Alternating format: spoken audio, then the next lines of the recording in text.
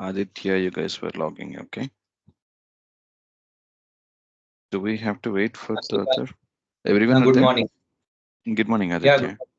Yeah. Good morning. Okay. Case is Kalpana.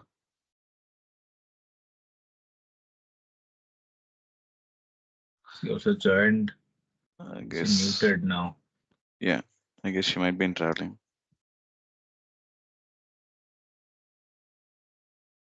That's okay, no problem. Have you opened the Power BI file, everyone? Yes. Just 1 second. Let me open it. Yeah. Okay.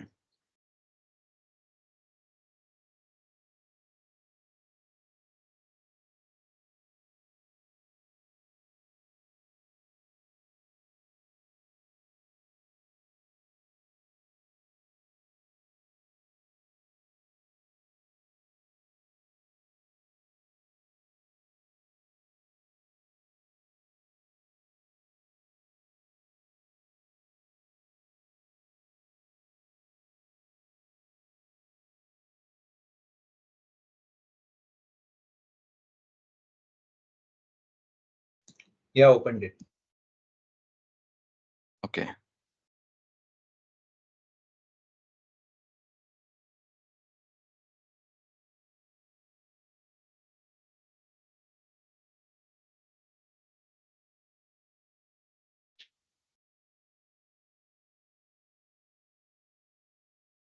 Okay. Have you got any questions for me before I proceed with the next topics?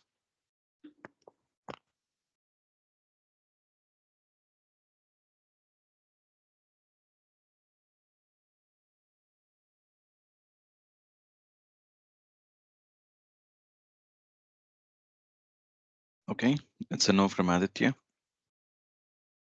Kamal, you have any questions? I had a question. Just let me just wait. My open chat is opening. Okay.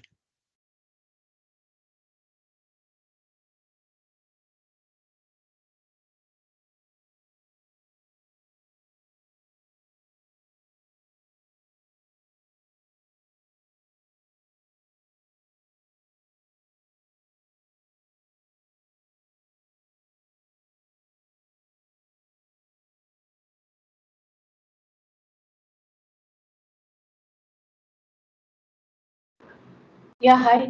Hi, all. Hi, Kalpana. Yeah.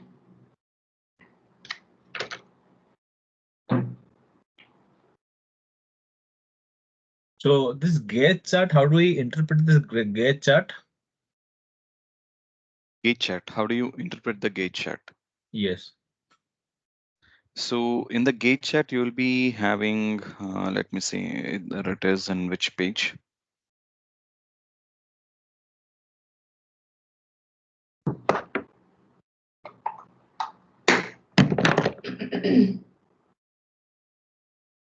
No, it must be at around 10 or before that. It is here already. 10. Gauge. So the gauge chart should have 5 different elements. I mean, 4 different elements. So you will have a minimum value and you'll have a maximum value. And what this current data will be your current value. And this is your target. It's just like similar, very similar to your um, the speedometers. Okay. So in the speedometer, you will have a minimum and maximum value, and you will have a target value. When you say a target value, that is your threshold point. So probably you might not be able to, once you start reaching around 80 kilometers, it start buzzing. So the max cap will be 120. So that will be your target. So instead of saying that threshold in the speedometer, in the gauge chart, we call it as a target value. So if you want to showcase something like uh, the minimum and maximum points within the database that you have collected are being shown in minimum and max. And this is your target value and where you're at the target. Have you reached, have you crossed the target value, or are you behind the target value? That is what the gauge chart will actually give you the understanding. So basically here 2.67, it shows our current. Current. Annual target is 4.9 3.20. is so 3. 3.2 your target and the max is 4.9. Yes. Okay, got it. So in your database, you have to maintain these 4 columns separately in order to show so that it is easier. Okay.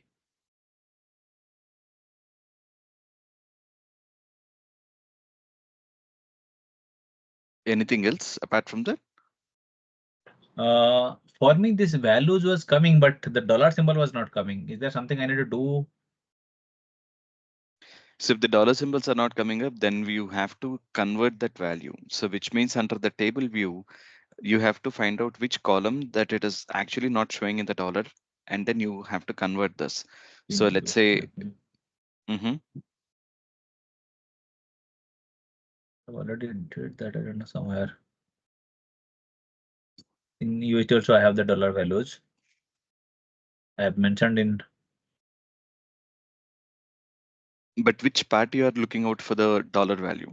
I mean, wherever these values are here in the upper, you can see there upper two charts, the pie Yes. chart and yeah, So not this chart. is nothing to do here in the, this is nothing to do in the chat. It should come from the table view.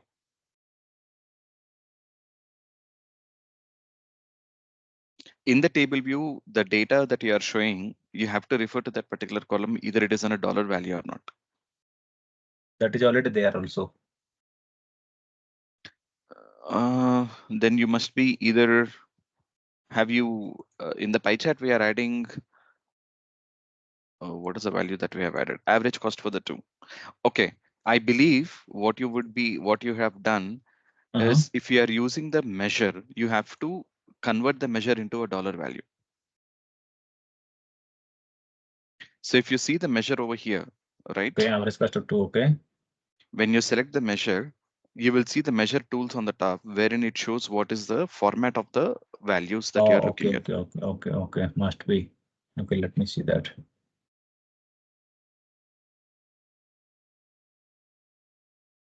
Okay, so.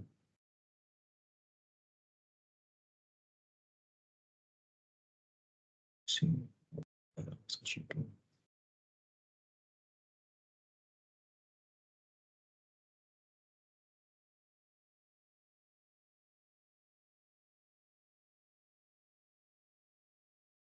Okay, I'll figure it out. I think something should be there.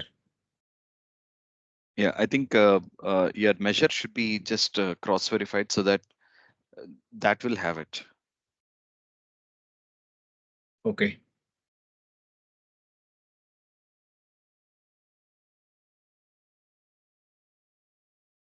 Any other questions? So far, this much. Okay. How Probably about you, once we Kalpana? practice with our actual data, then probably we'll get to know what challenges. I told you to practice it last week. Yeah. I'm not sure like if you got some time. Yeah, I have a doubt. Uh-huh. So, yeah.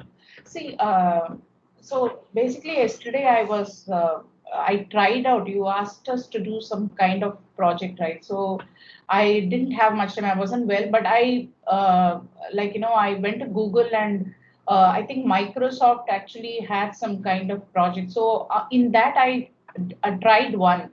I had a doubt, when it comes to these graphs, right? You have x-axis and y-axis. So Mm-hmm. here, sometimes we choose average, sometimes count, and those parts I am like slightly confused which one to choose. When you click the drop down, Mm-hmm. where we need to show the some certain places it is some certain places it's count distinct or average. So Mm-hmm. is there something which we follow, or any way it is there to figure out, because if we choose the wrong one, the whole picturization itself will go wrong, right? The visualization. Correct. See, um, let me keep this in a simple way. This is not dependent upon the database that you are selecting, but let's say, for example, in a real-time scenario, if you are dealing with the market data and you are showing the sales across all the regions, right? Sometimes when it comes to the sales, what will happen, there could be a highest region where you can see the value will be very high, and some other regions might be doing a low value, right? So either you can show it in the sum based upon what is the total sum value, but if you want to show a kind of an alignment, like how it works in, then in those cases we actually take the average. So in general, in the marketing side, whenever you are keeping the values, we usually tend to show what is the average sales across all the regions, unless and until you want to show who is doing someone on the top. So when you're measuring someone on the top to bottom, then you'll use the actual numbers, which is in terms of sum. But Oh, you want to show how the average values we are doing or average sales across all the regions, that is where you will show the average. So in general, we'll normally use an average value in a normal scenario, unless and until you want to show the comparison between the region to region. And when it comes to your um, for example, if you're on a HR department, okay, so in the HR department, ideally what will happen, so every employee, let's say you are handling 10 different people under your team, and for all those 10 people you are supposed to give a ratings. Okay, so once you give the rating, you can understand in the rating side, never you will give so in order to achieve a rating for a particular person, what you will have, you might have a set of questionnaires. Let's say you have a 5 questionnaire for each of the employee. So let's say for example you're rating me. Okay, you will have a common 5 questionnaire where you will have to give a rating which is maximized to either 5 or either 10. Let's say on a scale of 10 you're giving me a rating. Okay, so 5 questions you have, and each question you're supposed to give a rating for 10. Then what will happen, you will start rating somewhere around 8 or 10 or somewhere 2 or 3. Then you will not take, so ideally what you will happen, you will not give me the marks somewhere around, let's say, okay, Lakshmi have scored around 40 out of 50. You will not project this and then say based on that I'm going to give a rating. What you will have to do, you will have to do an average value though over there, correct? yeah, yeah, correct. So those average rating, again, you will have the average rating for all the 10 employees, and then you will show the average ratings on the screen. And based on that, you will do a highest and lowest. So even when you do the highest and lowest, what will happen on the, on the realistic statistics, either you might go ahead with, these are the top three or top two. If you have different average values, well and good. If you don't have an average values, but you have a very slight difference, like let's say 0.01 or 0.02 between each one of the employee that you have rated, then you will be little confused to whom to give an outstanding, whom to give a exceeding expectations. So those cases, those values you will consider, and then you will implement the percentile value over there. Based on the percentile value, you can actually choose who can be the top, who can be the least. So Okay. depending upon the data that you are handling and the statistics that you have to show it to the middle level management or a high level management, you will have to take a call. Either you need to show the numbers in the realistic scenario, or you will have to ensure that these are the values that can be averaged and then shown. Okay. So for profit, for example, if we have a field called profit, what do we use? Do we use sum, or do we, because when it comes to profit, we cannot consider average, right? We never show any profit in terms of sum or average. We always show profit in terms of percentage, Percentage. Okay. because profit and loss will always be balanced or weighed in terms of percentage, not in terms of the value. Value. Okay. So Yeah. these are like standard things where the organizations usually look at. Okay. Even the same thing, if you run a business and you have established a business, and then January you have done a good job, and then February you're a little down in the market, March again you're on the average side where you have just met the expectation for yourself, and then April you're doing very good. So when you have to take a profit where you are standing between each month on month, you will not show those numbers in the numbers, but you will keep it on the percentage wise to show where you are. So that is where market will be looking at your data. Okay. Numbers are for you. Yeah, yeah. Got it.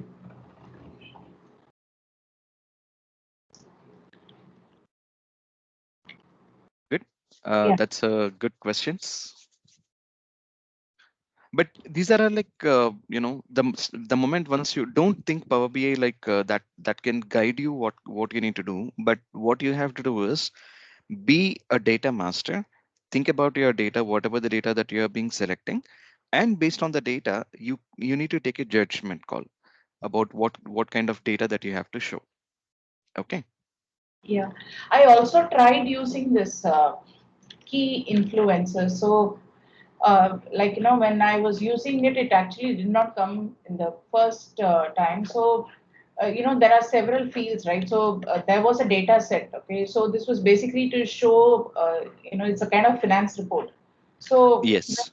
yeah. So, I'm saying about the sample which I tried yesterday. So, Mm-hmm. what happened was when I was trying to use this explain by, right, which we have Mm-hmm. in influencer. So only then I realized that we should have some kind of linkage. Like for example, key influencers. You told an example. How do we go? We see review. Something unique should be there so that we Yes. can define and say it's because of this that this is going to happen. So for example, if total units sold goes up, the average of profit or whatever it is increases, percentage of profit. So I tried that as well. So after that, I was able to figure out key influencers. Exactly. As I told you, like it will not be on the first instance, you might not be able to get grasp it, but overall usage of it, you might be able to understand like what exactly the key influences will be. It's a good visualization. Only thing is like either for the people who have to explain to the audience, or even the audience should also have to have an proper understanding. Because if I bring this visual onto the presentation and then take it forward in front of the audience and then start telling them this is what we have analyzed and then brought a value and then give some business suggestion, they will not be able to understand it at the one go. Yeah, yeah. Maybe I think what I would suggest in those cases, whenever you are using a key influencer point, right, you might have to write your own notes and then bring the notes along with the presentation. Only Mhm. then you can give a better explanation with the notes so that maybe people can able to connect to the dots. Yeah, something like, for example, that analytics, that text box, right, somewhere at the bottom, so that it'll be easy to explain. Exactly. Exactly. Just give me a minute.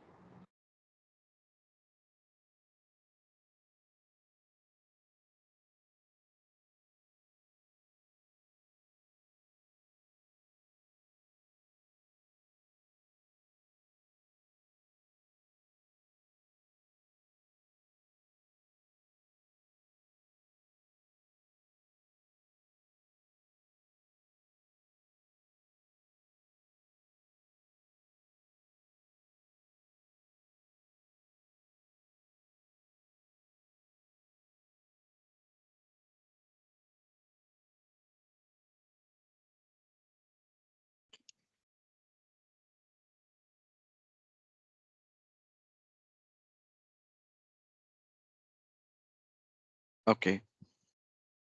Anything else? Yeah, I'm good. Right. Thanks. No, no problem. Okay. So far, what we have done on the previous class is we have created a lot of visuals, and then we also have done um, I think, I mean, we did a lot of on the visuals part, but we also have spoken about the page navigator. So how does the page navigator will actually help in order to make sure you are having a proper data? And also we have spoken about the visuals that will help in order to make sure that how this is being going back into the first page, how they can be able to go back to the first pages. Now, today's session, what we are going to do is I'm going to give you a bit of understanding about the RLS securities and then rules and bookmarks and the bookmarks. So we'll go step by step everything on this. Then you can take an understanding about how the options will work first. And once these options are working, then you can do a test model on your part and then you can deploy it and then see how it works in. But for now, what I'm going to do is I'm going to save the file so that this is not going to disturb anywhere, get disturbed anywhere. So I have saved the file for now. Now let's talk about the RLS security. Okay. So when we say RLS security, the full form of the RLS is the row level security. So why Power BI mentions this as a row level security is, so I'll give you a simple example. When you go back into the Excel file, Excel application, probably you might see three different kinds of um, security levels. Can someone explain me what do you understand about the security levels in Excel? Have you heard about it? And then have you ever used about the security levels?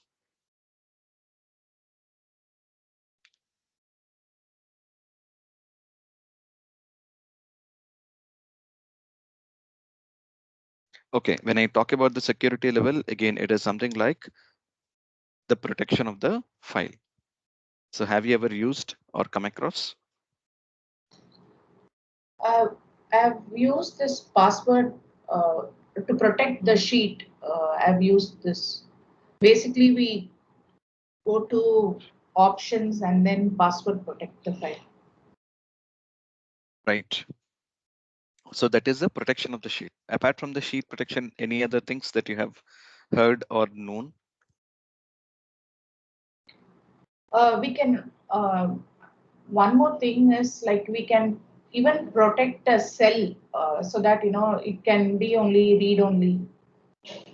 Correct. So in Excel application, ideally you will have a sheet protection. You will have a workbook structure that can be protected. So a sheet protection is something like within the Excel workbook, the sheet that you already have created, you can control in such a way that people cannot able to edit that. That is one level. Second level, you can completely protect the workbook structure. When I say the workbook structure, the total number of sheets and everything can be protected by not deleting any of the sheet or changing anything within the workbook. That is the workbook structure. Similarly, you also have the cell protection. So within a sheet, instead of entirely protecting the sheet, you can only protect certain cells that can be available for the user for editing or non-editing. That is one way. And maybe the first level of the protection that you have is opening the file with a password. So you have these kind of levels of securities. When it comes to the Power BI, all these are not possible on the very first note because there is no Excel sheet over here or there is no cell over here. It is just a plain canvas where you are keeping all your visuals and those visuals can be controlled. So that's the reason why they have come up with an verbiage called RLS, which is called the row level security.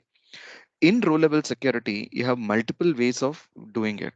First, before getting onto the row level security, I will try giving you an explanation about the views first. Okay. So if you go to the view on the top, um, wait, modeling. So if you go to the modeling on the top, okay, so there is a modeling tab on the report. So when you go to the modeling report, you have something called the manage rules. Okay, manage roles. And when you click on the manage role, ideally what will happen? Okay, the first thing, what I'm going to do is, before I get into this, let me explain this scenario first. You see here, there are Africa, Asia, Europe, NAM, Oceania, SAM. So there are total 5 different regions we are handling. If in case any one of you, right, when you have prepared the report and when you're deploying the report at a certain location where users are going to access the report, in that particular scenario, let's say Kalpana is handling only Asia and Europe. So when you deploy the report or when I deploy the report, my expectation is that when Kalpana receives a link to look at the report, she is supposed only to look at Asia and Europe data. the structure of the file, the visuals of the files, etc. Everything should remain the same. However, she is supposed to see only the information which is related to Asia and Europe. Similarly, if Aditya opens the file, I would assign Africa and NAM to Aditya, and the rest of the regions like Sam and Oceania, let it be handled by Kamal. So this is what my expectation is. So in that expectation, what I'm going to do is, first thing what I will do, click on the manage role. And what I'll do is I'll create a new role and I'll rename the role here. And let's say a role for Kalpana. Okay. I mean, you can give any name, but I'm just giving you an example. This is a role for Kalpana that I'm going to create in the Power BI. And what is that I'm going to do is, let's say she is supposed to see the append one table. Okay.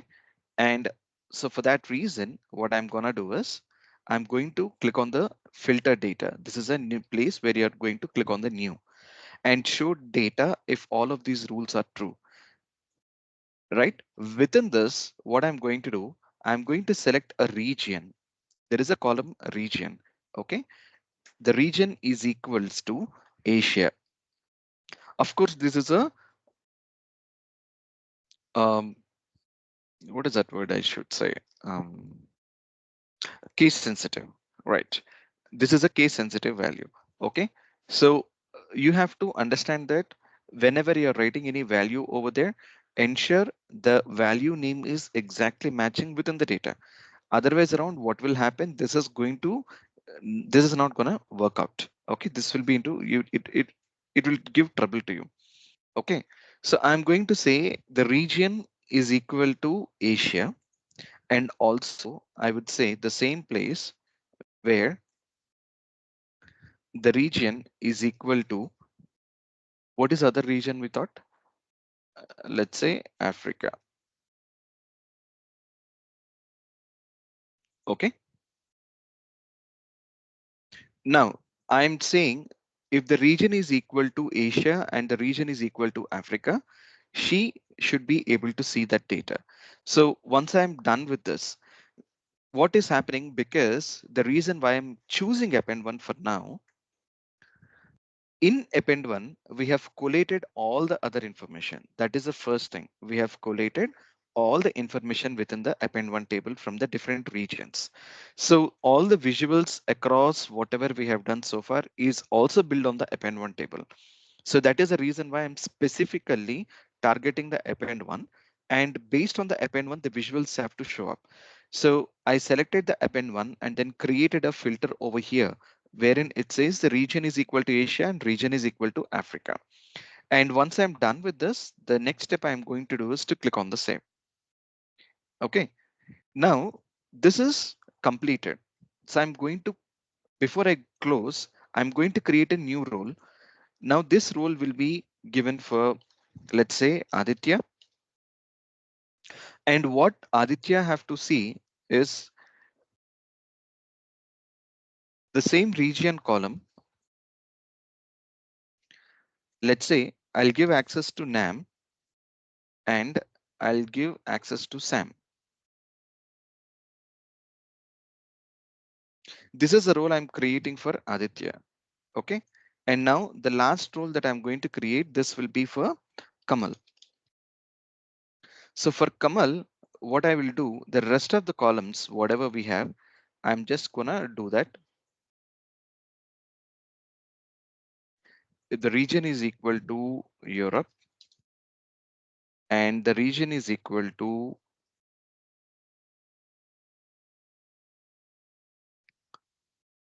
Oceania. So now that I have created three different roles, like one is for Kalpana, one is for Aditya, one is for Kamal. And now I'm gonna close the box. Okay. You don't see anything which is affected onto this right now, which is absolutely okay, because you have just initiated the data. But where does it affect?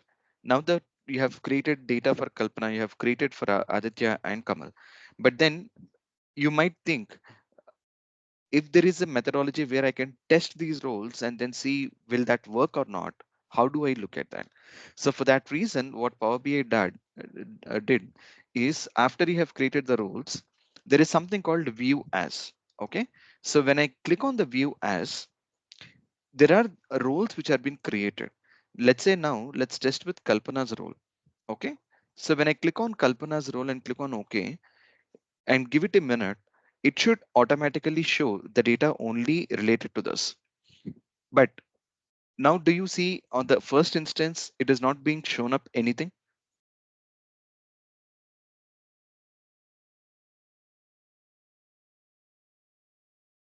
Any of the visuals, it is not showing up. Any reason why?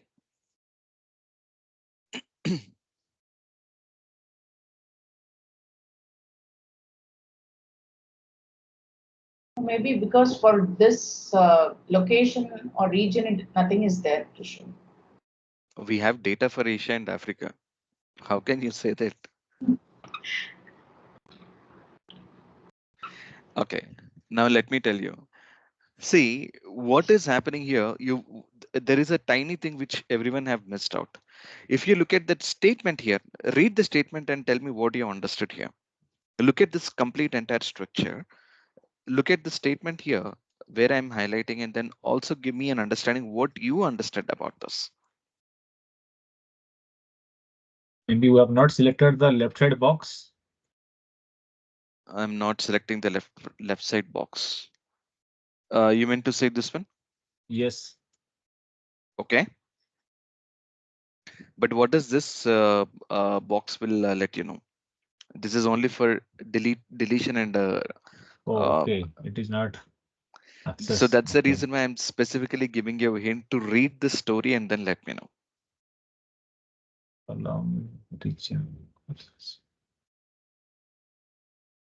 This is a very, very high level improvised Power BI version. If you would have learned this Power BI in the older version, you could have done, I mean, this space is been given in a different way.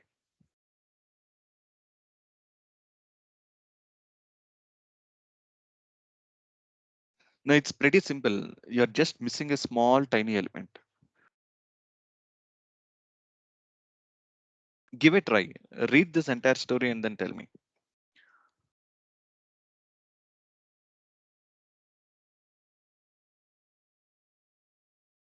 It's completely related to the English language.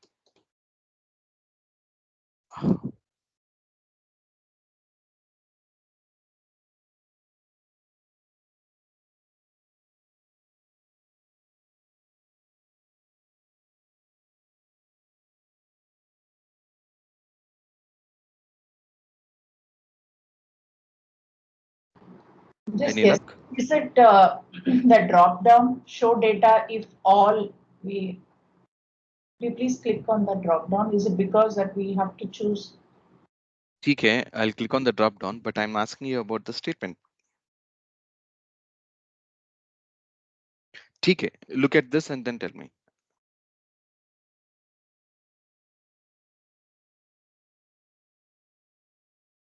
Uh, this thing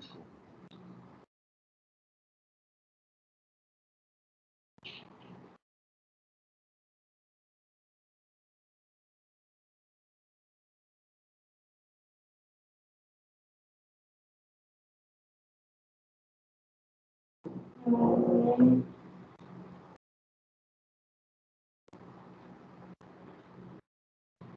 Still not able to figure it out. Okay, you're here.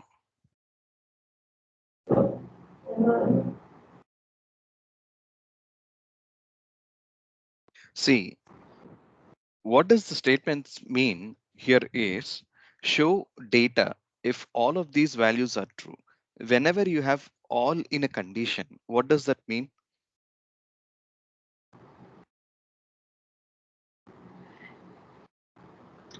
It It is that means everything should be only if everything is satisfied, it will show the output, right? exactly. So in a way to say, I should mention in this way that if the region is equal to Asia and if the region is equal to Africa, the statement is meant to be a word which is interconnected called and. Okay. Yeah. Suppose if I say Any. show if data, if any of these rules are true, which means if region is equal to Asia or the region is equal to Africa.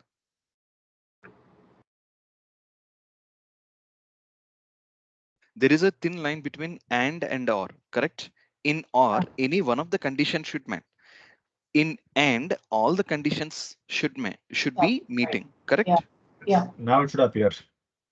Now it should appear. Now if I give a click on save and now close this box for a minute and then go back to the view as and then say look for Kalpana. Now you see the values are shown up. Yes. Yeah. If I go to the home page again, this is only showing Asia and Africa. Mm. Yeah, got it. So if I go back to any of the visuals, it will only show for Asia and Africa because we have given access for Kalpana only on these two regions.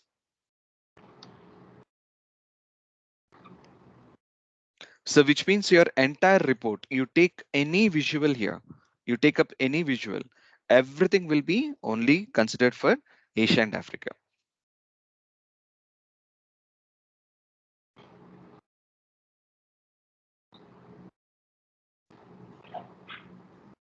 So now you understood.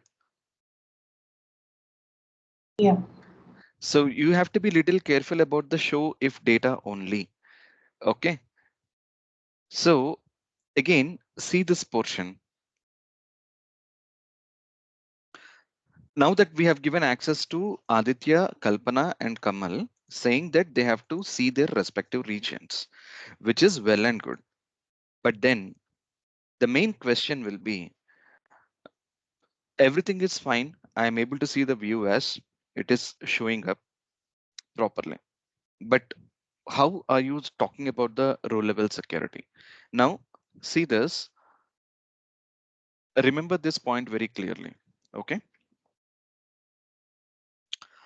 After I have done this entire method, okay, the Power BI desktop application where you are accessing the report will be like a kind of an offline job. So you have done an offline work right now, wherein you are able to look at the rules. By any chance, either Aditya or Kamal, are you guys having a proper login for Power BI online service? I know Kalpana doesn't have it. I have it, but this doesn't open because there are certain functionality doesn't work. Okay, If I sign in, then it doesn't work. okay, then what you guys have to do is you will have to refer to the recording whenever you have an online login system with you. Then you can give it a try. But for now, I'll show you what you will need to do. See, for now, we have created the rules, which is absolutely okay. Now you might be thinking that when you deploy this back onto an online application where we all four are connected, this will automatically work. Ideally, it will not work. There is a reason for that. See, the first thing, after you have done everything, okay, now the entire report is ready. First thing what you need to do is step one, you have to save the file. Step one. Step two, after you have saved the file, you will come back to the home tab. Under the home tab in the share group, okay, under the home tab share group, there is an option called publish. So when you click on the publish, as I told you, first thing you will have to log into your system. I mean, you have to log into your online system. So once you have logged into your online system, once you have logged into your online system, this will start working. Now you will see there is an option where you can publish the report. So when you publish the report, you will always see a first option called My Workspace. And apart from that, if your company or organization allows you or have added you to any other reports, you will see all the reports over here. Okay. Now, what I always recommend is when you click on the publish, first thing, save the file. I mean, very first thing you will have to log in. Step 2, you will have to save the file. Step 3, once you click on the publish, it will ask you to give a name of the report. So let's say, for example, I'm going to give a name called public workshop.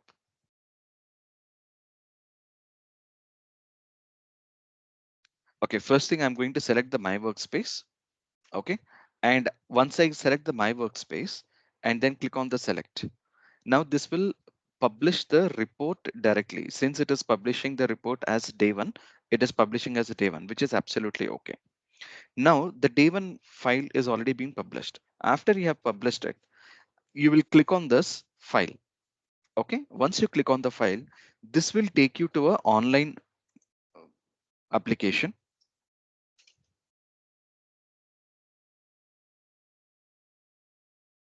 So let me log in through one of the account I have got for one of the projects.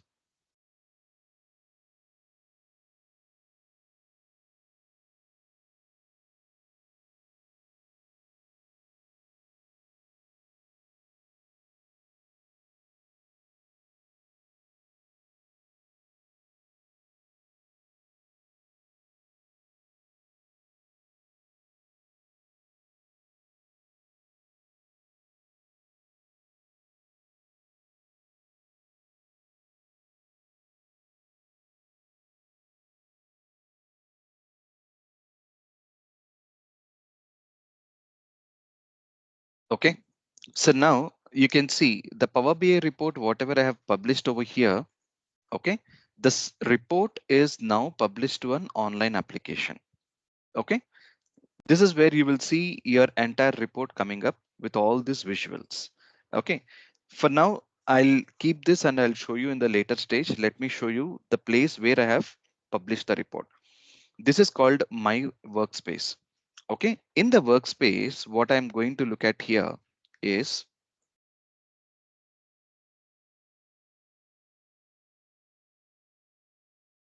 come on.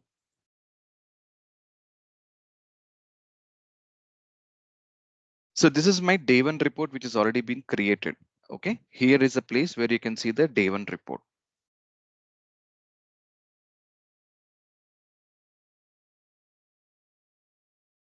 Okay, this is a place where we just uploaded it. This is of June 2nd. And now what you can see here is the day one report, and aside with the day one report, you will have another report called the semantic model. This is called semantic model. Now, when I click on this report, okay, when I click on this report, you will see an option called the security. Okay, and when I click on the security here, this will show me whatever the row level securities you have created or the views that you have created, it will show up here. So let's say pick up Kalpana's. Now Kalpana's row level security is already been created, which means this is created as a view, correct?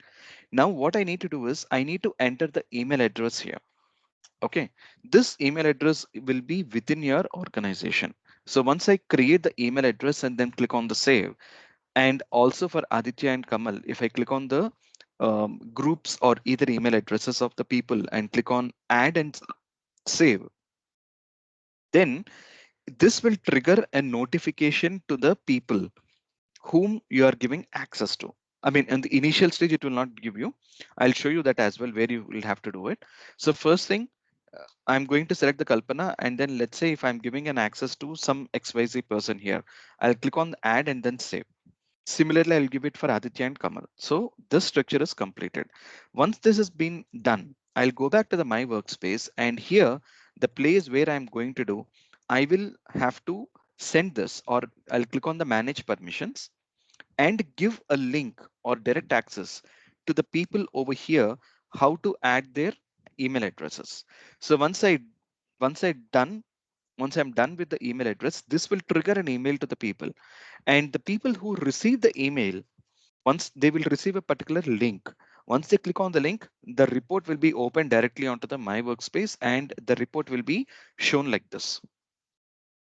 The moment once they look at the report, that is when they will be able to see the data has been controlled over here as Asia and Africa for the people where you are creating the logins. You understood this process, what I'm talking? Srikant, yes. Srikant, one question here. The people, Mhm. those whom we gave access, they can only view it, or they edit it also in the respective, let's say we have already given SCA to Kalpana. Can she go and edit it? While you are sharing the report with the people, it will ask you an option, either you want to give a view access or a edit access. Okay. So probably you can give both there. Yes. That will happen within the report itself. So let's say in the page navigator, I'm click on the share. Here Mhm. itself, you will have an option where you can see, you can view and share the report, right? So if I'm entering any one of the name here, for example, if I choose this name and click on Okay. the send, it will give a question here. Okay. Ideally, it will ask you a question because since it is for me, it is showing up, Okay. but you will get a question over there, either to edit or either to see as a view access. Got it.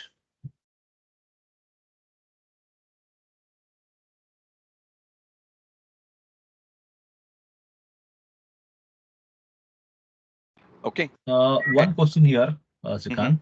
Let's say within the organization, you want to, let's say, publish cost center reports. mm-hmm, Now, and each person have a different cost center to view it. They cannot view for others cost centers, whatever mm-hmm, the data is there. mm-hmm. So how this row level security will help here? See, row level security will be helpful only in terms of looking within the report. Like as I told you, you will have to, within your report, you are choosing a particular column based on those values only. You are creating the views and you are giving the access to the other people. Okay. For example, think in this way. In regions, whatever the regions you have done, you have created. Okay? Like regions like Asia, Africa, Europe, Asia, Nam, Sam, they're there. Mhm. That is your main data. Now you have created views. You can create multiple views for multiple cost centers. Okay. So instead of, if I go back to the Power BI report, in this place, instead of, sorry, on the modeling side, instead of your names, you can create cost center names, cost centers here. Okay. Okay, is your Mhm. question, you are going to create a single report and distribute to multiple cost centers, or you will create Exactly multiple? right. No, no, Correct. single report. You are creating a single report, but for multiple cost centers, correct?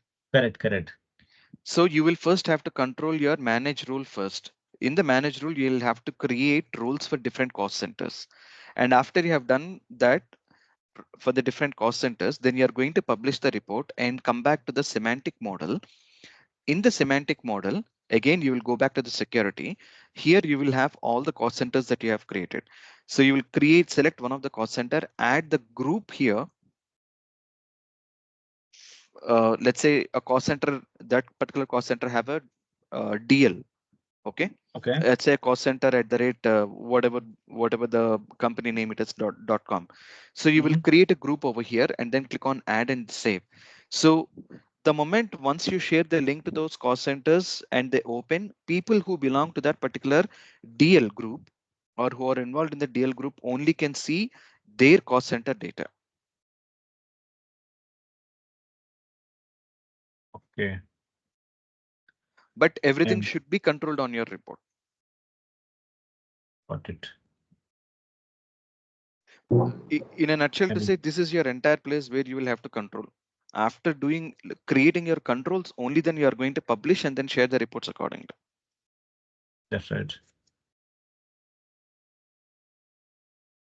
Yes, Kalpana, you have a question. Yeah. So this publishing is basically using the service, right? Power BI service. Power BI online SaaS application.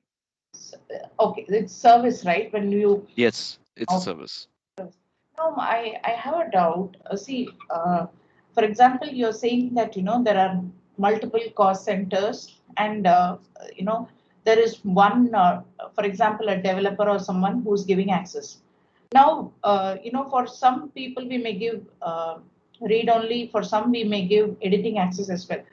Now, my doubt is, for example, we have 10 cost centers. So I'm just curious to know. So usually in organizations, do we have a team who will manage all this? For example, for if I'm going to give read only, I can understand. But if they want the data to be added, or in case the person who's been given write access, okay, read write access, in case they do a mistake, the whole data may go wrong, right? So how do the controls generally work in such scenarios?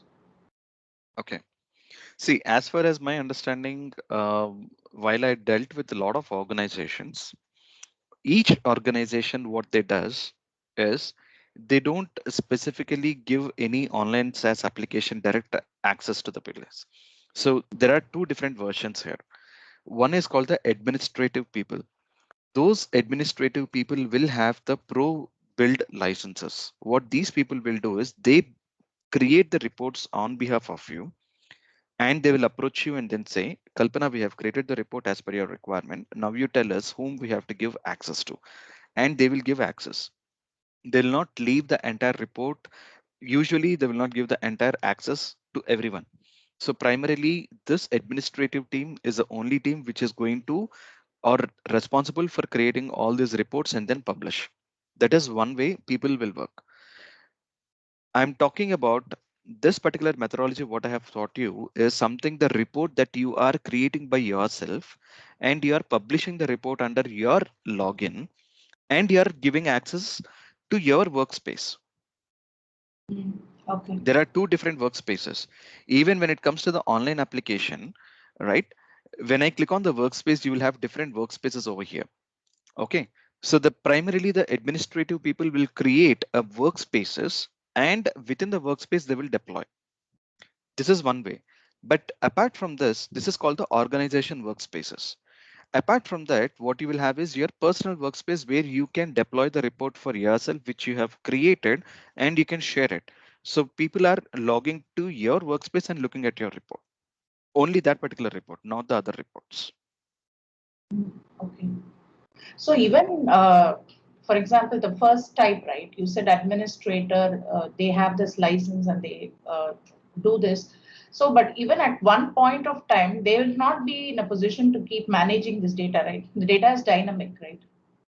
Data is dynamic, and then so ideally what the organizations will do right now, I have given the entire training based upon a standalone Excel application where you are deploying the reports at a certain location and then connecting it to the report. But in general, what the Power BI will do is Power BI can be created, as I told you, it has got multiple data sources, right? So in the multiple data sources, when you go back to a get data, and let's say here, when I click on the more, you can see a lot of information over here, right? So in general, every organization doesn't manage their database in a Excel dataset. They either use a Oracle SQL query, or they can use an MS Access, or they can use a Azure, Microsoft Azure. So all these can be connected directly to that particular data set, and from there they are going to create the report. That makes more dynamic in nature.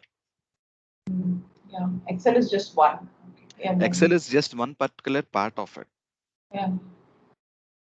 But the administrators will not focus more on the Excel workbook. Either they usually use these kind of databases like SQL Server, Oracle, IBM, MySQL. Through this, they connect directly and they import the database, and then the rest of the part will remain the same. Only the data source connectivities will be different. So Excel is like maybe on a smaller group, or someone wants to, as a small team or as an individual can actually use, right? When it comes to Exactly. sharing the data on a larger scale, it should be other sources, not Excel. Yeah. See, if you are using an Excel, what will happen? Someone have to sit and then download the report. Let's Yeah. say, typically as an example, uh, you are deployed as a, let's say, as I told you, like let's say you are in a HR model and you are a HR of the company. So what will happen? There is a system in place. Your company might be working on a system model, and whenever there is a terminations and hirings are being happening on a daily basis, what you would be requesting your team would be, okay, you will go to the IT team and then say, uh, guys, schedule a report for me, which is the new hires or the terminations which are being happening on a daily basis. So what they will do, leave about Power BI for now. What they will do, they will go into their respective database applications. They'll schedule a report for you, and that scheduler will send a report to you in terms of either an Excel file or a PDF, or in general it will happen like a Excel or CSV or text. So you will receive the report. Now you got an idea stating that, can I use this report and then build a Power BI report for yourself? So what will happen? You will download the report and then keep it. So in those cases, what will happen? Your Excel file, you will receive daily a new file from your auto scheduler. You will use it and then you will store it at the location, a dedicated folder where your Power BI report is already been created. So the moment once you place a new file and come back and click on the refresh, it will automatically give you the new data. That is a working model. That is for a personal usage. But at the same time, if your upper management or a higher level management wants to see the same set of the report, which is a dynamic in nature, then the administrative department will directly connect this database to the database application, where they can pull the data on a timely basis and the report will be refreshed automatically. This is how the entire setup in an organizations will work. Yeah, yeah, got it. Okay, so I will keep this. Okay, does anyone have any other questions?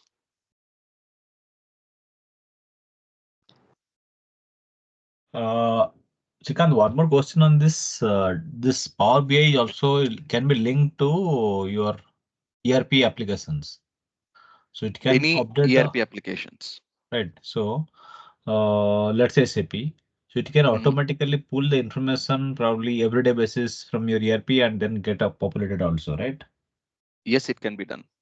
So for that, there is a different way to do it, License. right? Because whatever we did discuss, everything is in Excel base only. Yes. See, ideally, what will happen when you're on the Power BI desktop application? Okay, you have a login credentials separately for an SAP. For example, you see this. When I click on the get data, let's say for example, I click on the SQL server. This is my desktop application. Okay, not the online application. So what I will do, when I click on the SQL server, it will ask me which server that you're looking out and which is the database you're looking at. So after I give certain credentials over here and then click on OK, it will not directly connect to the server. It will first ask you, give me your login credentials for that. So you need to have a login credential. Once you give the login credentials, with that, it is going to connect your dataset. Okay. After which you are going to either you can, there are two models. One is called the importing, one is called the direct query. When I talk about the import, what will happen is in an SQL database, you will have certain tables, right? Mhm. Let's say, for example, all the employee databases are not being thrown up into one single data source. It is a mix of different combinations. Let's say your employee ID, employee name, and the personal details will be stored as one particular table. Your employee ID and then your joining date, which means your um, employment details will be stored in another table, which might contain your date of joining and seniority dates, or what is your tenure with the company or where you have worked. This will be another table. Another table will be third, where you will have an employee ID along with your financial details, which means how much you are being offered and what is your current package, how many times your package has been revised, all this information. These are three different tables. So what will happen is either when you click on the import and connecting to those particular tables, it will import all those data from your SQL application to the Power BI query, to the Power BI directly. it will make an offline information. If that is not the case, if you are selecting the direct query, it will not import the data, but what will happen, it will create a connectivity to your ERP system and it will create a live connection. So which means whatever you are doing here will be a live import of your ERP system. So basically any ERP system that you want to log in or pull a data from, you definitely have to have a login credentials over there, else it will not work. Okay, but for So that also there are different programming will be there. I mean, you cannot operate like how we did in our Excel, right? no, it will be a different model. When I say model, it's nothing but you're directly connected to the ERP system. Once you connect to the ERP system, right? On the Power BI side, it will show all the tables that you have. So from there, you can just normally select any one of the table and then create your visuals. Absolutely, you can do all these methodologies. There wouldn't be any problem. See, till importing your database will be the only changes that you will see between ERP systems or standalone database. ठीक है? इसके बाद, after that, every step will remain the same. Okay, okay. Got It's it. just the connectivity. Mhm. But what you have to understand, after you have done and published from a ERP system, you are connecting your database, you created all the visuals and then you published. Now the question will be on the online application, you have created this entire uh, data from right from the sourcing till creating of the visuals and then publishing, you have created all this linkage. Now you have done it for a week, tested, you're absolutely good. Everything is working fine. Now you want to automate this entire process. Then in order to automate this entire process, like every day around 11:30 p.m., this Power BI should connect to your ERP system, should pull the data and refresh the report.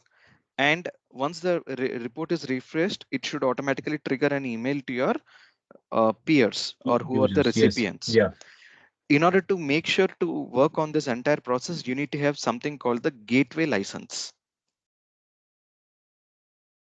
That Gateway is a license. separate Okay. license. That is a separate Okay. license that will be offered by the Power BI administrator. So the gateway license will help you to automate this entire process of connecting to the ERP and your refresh of the report, and then it will automatically share the report and trigger the emails to every person who holds the report.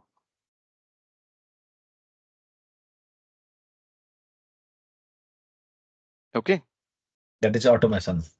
that is a automation. Okay.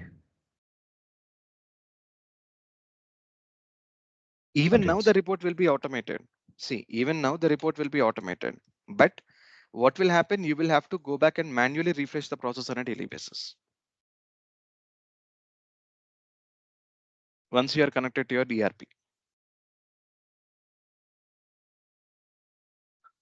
Got it. So this is not auto trigger, but with the Power BI admin, you will have auto trigger. Yeah, they will have a separate license for that. That's why we call it as a gateway license. Okay, understood. Thank you. All right. So now, as I told you that I will talk about this online application in another few more minutes later. So for now, let's look at this another portion. Now we understood that how you can create a row level security between the people. Okay, by using the manage roles, and then you can check the view as. So till the time this is perfectly absolutely okay. Now what we are going to talk about is this is a different way of looking at the data. I will give you 5 minutes. Think and give me an answer again. As I told you, explained on the row level security, you can control your database, which is absolutely okay. Apart from controlling your database and showing the visuals, what comes to your mind that we can add extra securities, or let's say not security, any other methodologies that you can control your data in showing this information to the people? Anything. Look at this entire visual, think, or let's say if this is not the case, um, let's look at there are in this particular page, I have three different visuals I have created. We have spoken about the data part, which is absolutely okay. Apart from the data part, what else comes to your mind in terms of controlling of your page visuals?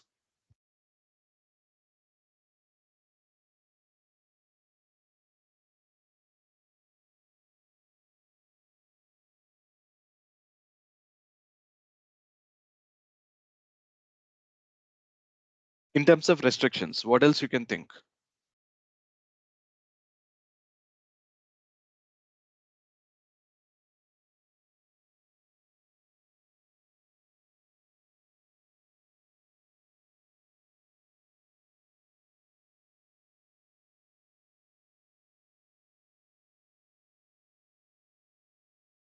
Nothing to worry that you have to give a only, what do you say? Okay. Aditya's, okay, that's a read only. That's a word. Okay. Anything good or bad, don't worry about that. Just open up and then tell me like what comes to your mind.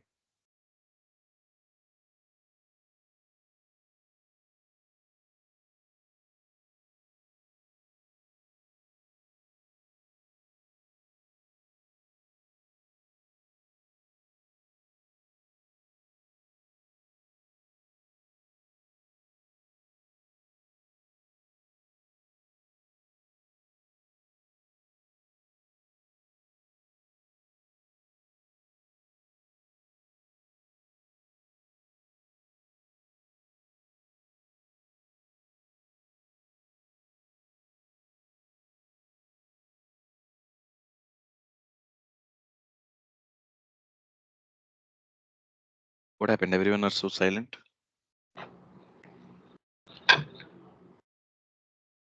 We didn't Yeah, hear that, Archana. yeah, please go on. No, you can go on. Okay.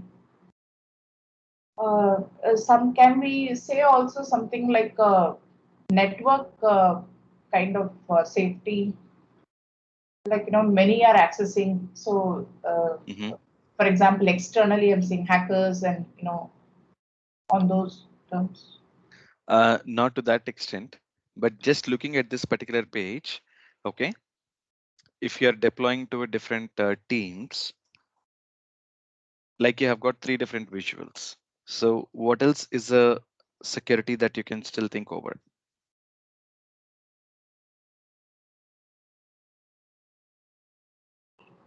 So maybe certain customer ratings we can ask. I mean, we can limit access to somebody, or probably if you have any pricing related, that also we can limit the access. Hmm.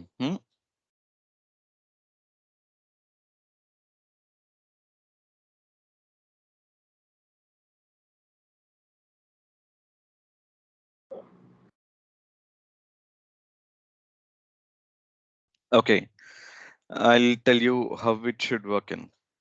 See, apart from controlling the database and then through that you are controlling the visuals. So visuals will be or already been created. Now within the visuals, you are controlling the data sets, which is absolutely okay. That is one way of looking at the security level.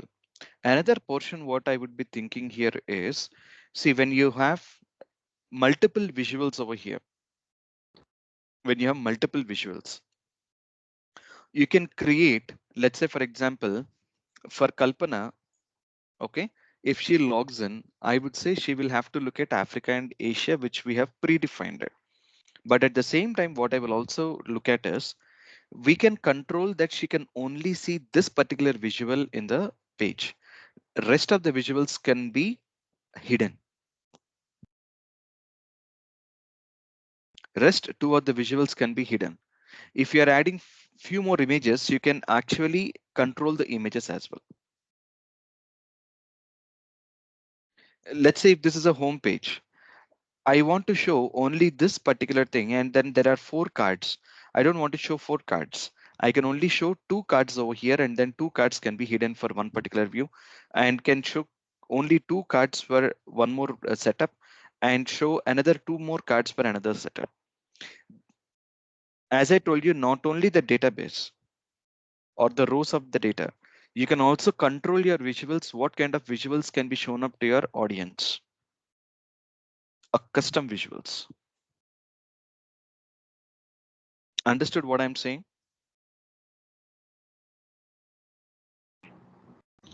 Yeah. I'll show you that particular methodology, how you can do it. But this is little painful, little painful. The reason why I'm talking about it is little painful because see, the more pages that you are creating, you will have to deep dive into each page to create this. So now let's start with the first page. On the home page, for example, I want to control the visuals like, let's say for Kalpana, I have to only show restaurants and the unique cuisines. For that, what I'm going to do is I'm going to create the bookmark. Okay. Under the view tab, under the show panes group, the first option you will see here is the filters. Next to the filter, there is a bookmark page. So on the bookmarks, where the moment once I click on the bookmark, and there is another page called selection. So I'm going to click on the selection as well. And for a while, I'll collapse these two. I don't require. So I want the selections and the bookmarks to be open. Okay. First option, what I'm going to do is the very first option I need to do. See, you have to again use the bookmarks and selections together only to ensure that you are going to show this page. Otherwise around, trust me, the bookmarks is not having any kind of value. If you are not using the selection with the bookmark alone doesn't have any kind of value, which is absolutely not necessary. Absolutely not necessary. Reason being, you already have created a page navigator and then it can take you to that particular page. But when it comes to the bookmark, we have a certain methodology in that. So now see what is happening. If you look at this entire page, under the selection group, you will see there are images, there is a slicer, there is an average cost for two, average rating, unique visits, total restaurants, locations we are operational as a banner. Everything is being shown up in a different way. Now see what am I doing? I will leave the images aside, slicer also keeping aside, but what I will do, average cost for the two. Okay, average cost for the two. So there are total restaurants and unique cuisines. So total restaurants and unique cuisines are, I want to show up these two and I want to hide them. So I'm hiding this and I'm hiding this. For a moment, I'm hiding this and I'm hiding this. After I hide, now I want to show this page like this to the one set of audience. Now I'll click on the add bookmark. The moment once I add the bookmark, now what will happen? This particular bookmark is having only this particular view. Now let's say I want to create this as a or rename this as view one. Okay, I have renamed it as view one. Now it is good. Now the second part, see, I want to keep these two visuals open now. And let's say I will hide the total restaurants, average cost for the two, and I'll only show these two here.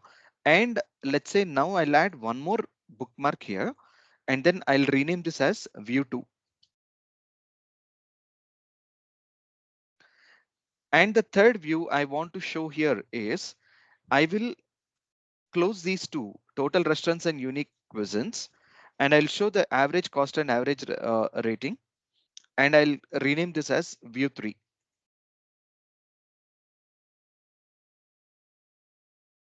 Now that what I'm having right now is I'm having enough views over here. Just to test either the views are working or not, I'll go back with this and I'll say, this is a view one, this is a view two, this is a view three. And now if I exit, it will normally show up in the simple way. Because right now I'm in the view 1, 2, and 3. And if at all, if I want to add a all view, then I'm going to create called the, I mean, you can give any name. I'm just giving here all views. These are the bookmarks which have been now created. Okay, now I'll go back to the page navigator here. Instead of showing up these kind of visuals or this kind of portion here, what you can do is now you can go back to the insert under the elements group. you will have a navigator which is called the bookmark navigator. If I bring the bookmark navigator and then keep it here, okay, instead of this particular visual, now that I want to just format the visuals, I'll just format the visual using this.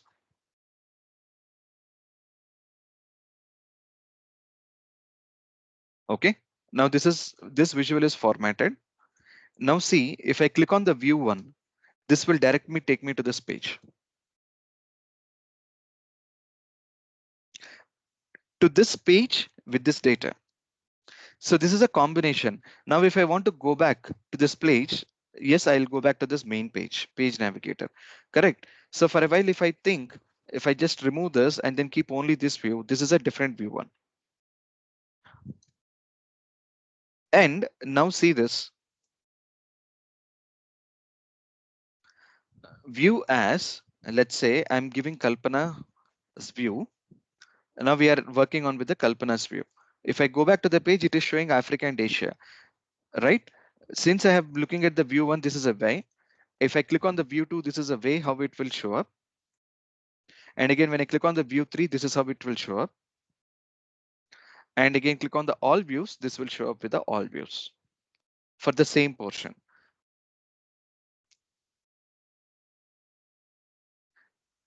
You understood about this bookmark part and the selections, what I'm talking?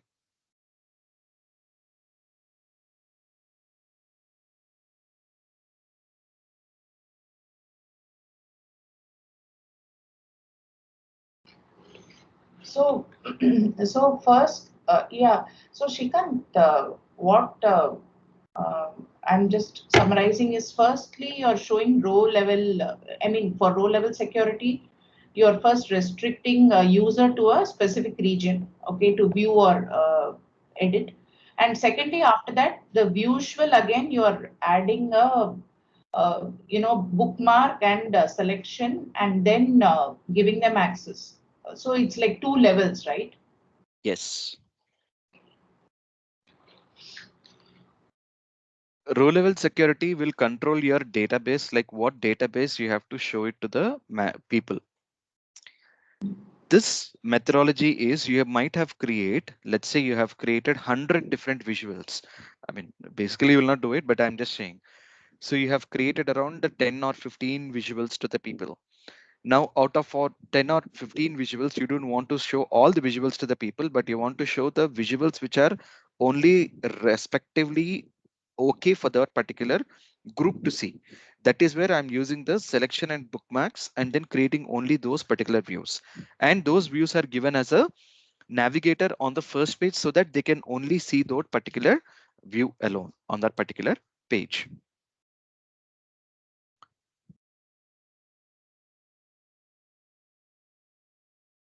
Okay, but I have a doubt here. Now, for example, visual access, for those visuals, you created view one, two, three, and all views, right? So, for example, say I'm the user, okay? Can you ensure that I'm able to see only view two and restrict the others? Is that option available? Yes, that option is available by, that is where what you will have to do is then you will have to create a multiple row reports. Yeah. Then you will have multiple reports over there. Or either you can show it this way. Here you are having the views, right?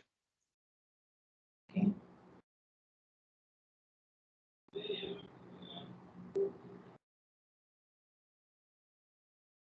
Border.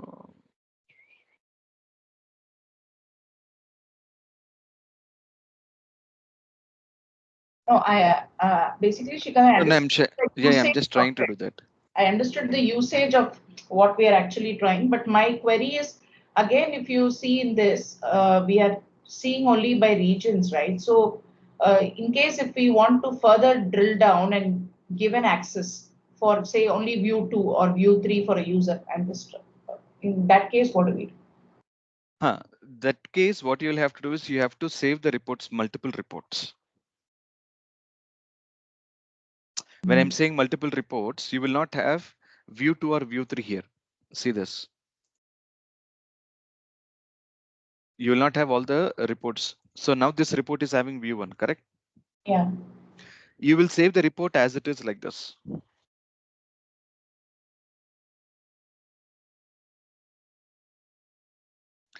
You will save the report. Let's say, I mean to say, let's say report 1. You are saving this as a report 1. And then you will come back here, change the view, and then you will save it as a report 2. So you'll create multiple reports with the different bookmarks. Within the same report, you will not have. Oh, okay.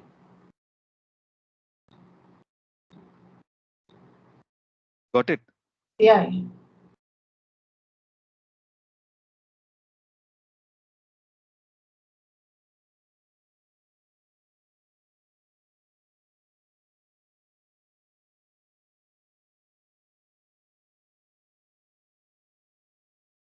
Okay. How about Kamal and Aditya? You guys have any questions? No, Srikanth. Okay. Good. So this is about the bookmark. This is about the bookmark and the selections that you'll be having here where you can able to perform this. Now you have created this entire data set. Okay. Now you have created this entire data set. After you have created this entire data set, now that I'm going to create this on, I mean, I'll talk about this on the online side, whatever we have got the main chances where you can able to see this. So for this, just go, we'll go step by step, whatever the different features that we have. Once you have deployed this onto the online application, now this is widely in use for different groups or different people based on the security levels that you have created. What are the next steps that you have on this particular place? First thing, you can download the report. You can download the report from the online application. Now I'm talking about in terms of existing report which is already available on the online application and you want to play around with the report. So for that, when you have such kind of cases, you can download the report directly from the Power BI application. This will get downloaded as a PBIX file. Now that file will be only open onto your Power BI desktop application. That is the way you can access a particular report. Then the same options you will find it over here in the save file where you will see you can save a copy or download the file or you can manage the permissions. This is where you can do it, or either you can generate a QR code. So sharing this QR code will also open the file. However, they need to have the permission on the file. These are the options that you will find it onto the online application. Apart from this, the main option where you can see is on the exporting side. Now you need to be little having a good understanding amount of good understanding about what are the export options that you have. We'll go step by step. When I click on the export, when I click on the export, I have three options mainly here. One is analyze in Excel, PowerPoint, and then PDF. Now see, when I click on analyze in Excel, what you might be thinking that all these visuals will be coming up into the Excel, right? In a general scenario, that is what everyone will think. But see this portion, what I'm doing. Instead of downloading this entire report in terms of this way, it should ideally will give you the only tables. So let's say, for example, now I created, click on the tab.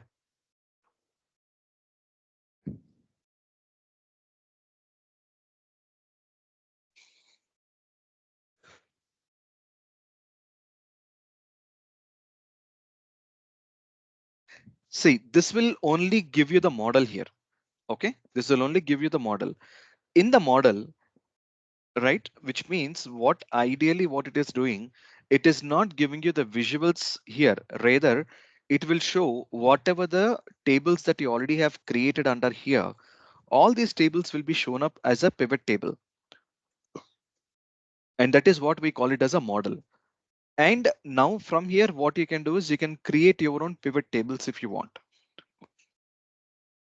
This will be acting like a kind of power pivot. It's not a simple pivot, it's a power pivot. So which means that you already have, you can create or reports from any of these places and then show up here. This is a custom pivot table where you can actually build in to I mean for yourself, and then you can share it with the people. Analyze in Excel का मतलब यही होता है. It doesn't download your visuals.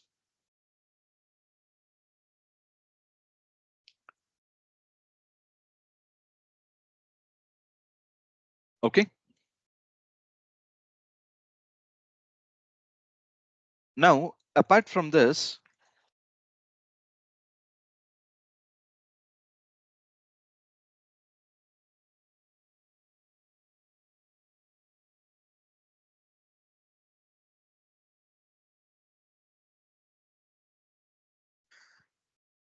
when you click on the export again, there are two different types of PowerPoint models that will be created.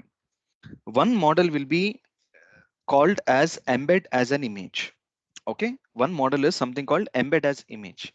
When you say embed as image, what will happen? All these pages here, whatever the pages that you are seeing, all these pages existing, whatever the existing view you have, whatever the existing view you are looking at, this will be automatically downloaded as a PowerPoint. Just see this. Export with the current values or export with the default value. If you choose the default value, what will happen? It will download the report as is into a PowerPoint as a image.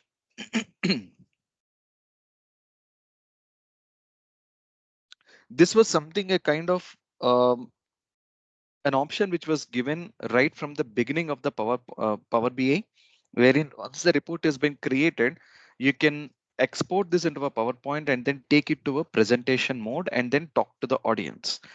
Before earlier, I mean, that was the option that they have given. Now there is an improvisation on that. I'll show you the improvisation, what exactly the improvisation will do. But let's see what is the simple report, how it is actually being exported to a PowerPoint.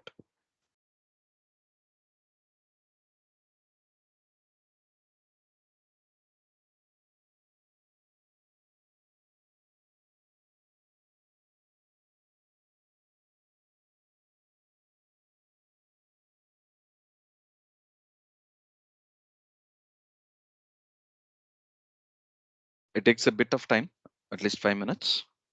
Based upon the data that we have, it will export it accordingly. So just wait.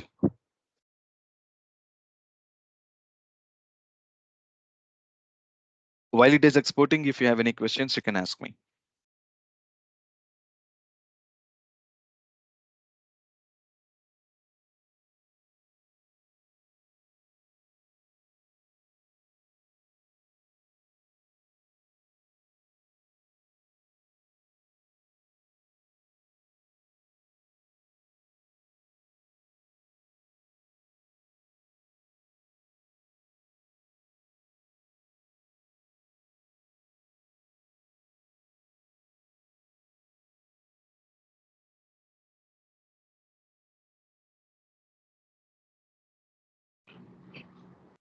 So, Shrikant, I have a doubt.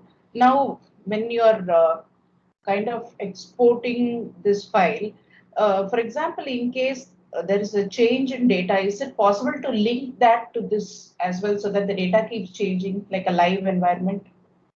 That's what I told you. I'll show you that method as well. I'll show you that and this method. Both the methods I'll show you. Yeah. Only then you will be able to identify the difference between them.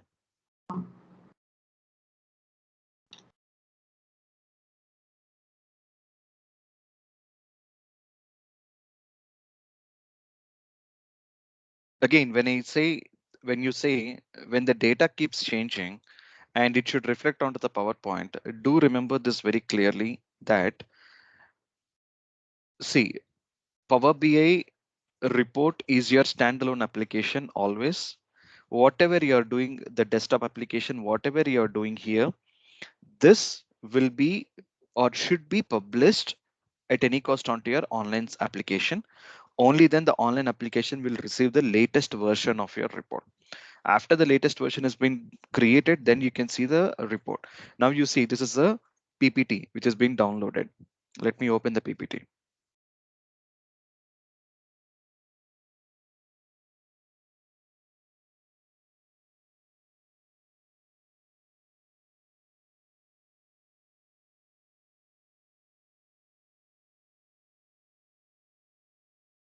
So this is how your Power BI report is actually being downloaded. So it has got 22 pages right now. This is how it looks like. It gives you what is a last data refreshed.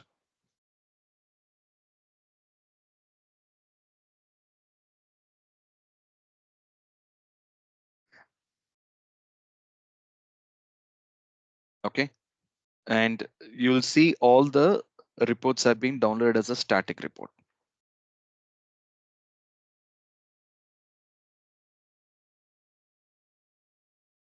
You understood now how the report looks like? This is just like an image. This is just like an image. You don't need to do anything over here. This is just an image. Okay. And now I'll close this and I'll come back. I'll come back to this page. Now I'll click on the export. Now there is an option called embed live data, which is there introduced around an year ago. Okay. And now when I click on the embed live data, just see what is happening.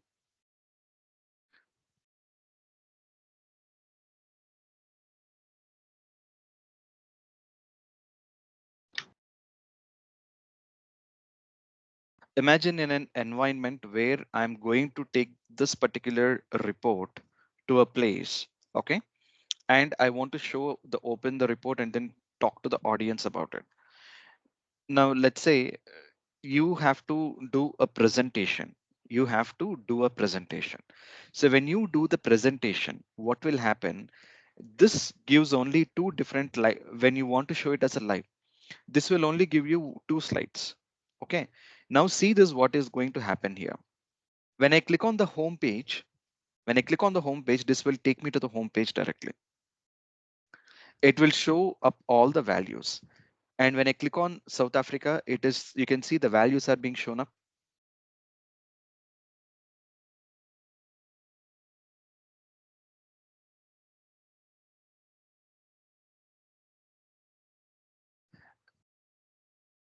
Now this is changing the values. This is a live data which is being happening.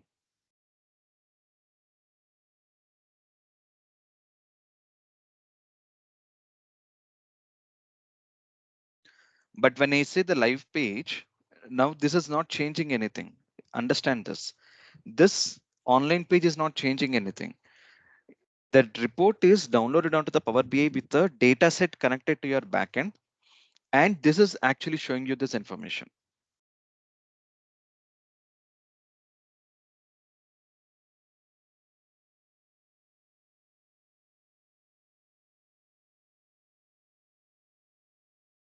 Understand? Yeah. But now I want to tell you this particular point. Now, for a reason why we have created this kind of images and then given a link. When it comes to the live page, just imagine when it comes to the live page, when you click on the visual 5, there is no option for you to go to the home page. There is no option for you to go to a home page. That is the reason why we have created the images that can take you back to the home page where you can have the selection to go and visualize to any page. This is the trick, the reason why we have created a page navigator and we have created the images and the visuals, so that what will happen, your current presentation is actually aligned and it is showing you to the original page where you can show it in a in a presentation directly. Instead of the Power BI application, you can take it directly to your presentation and you can show it.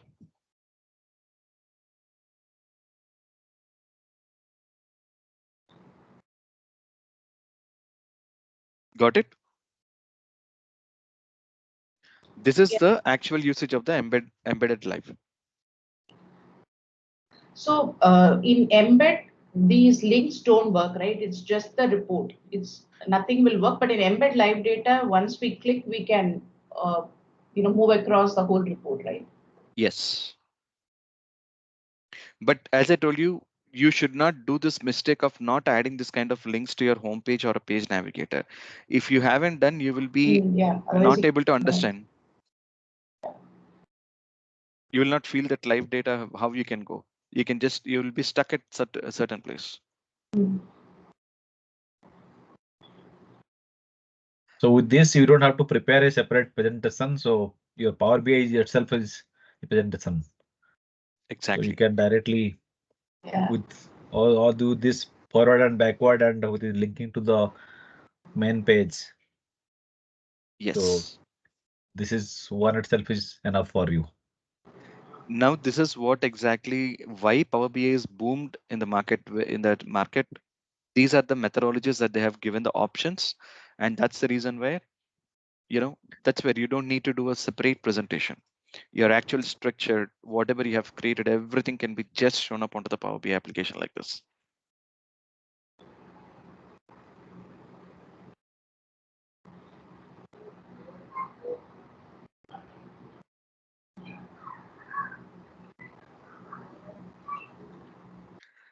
And now coming back to this page where you have the export. See, the PDF again will be a standby application where you will click on the PDF with the default values and then click on the export. This will come out as a PDF document. So the presentation that I have shown you earlier, the same presentation will be shown up into the PDF directly.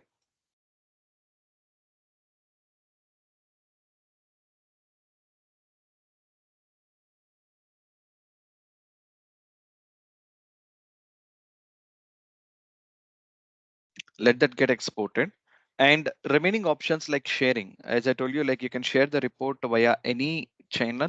This is specifically that it will send an email to you and the chat in Teams. So you can put it on the chat window as well. So when I click on the chat in Teams, this will again go back to the chat window, and I mean, it will open the Microsoft Team and then it will publish the report over there. That is the option. You can share it onto the chat window. Okay.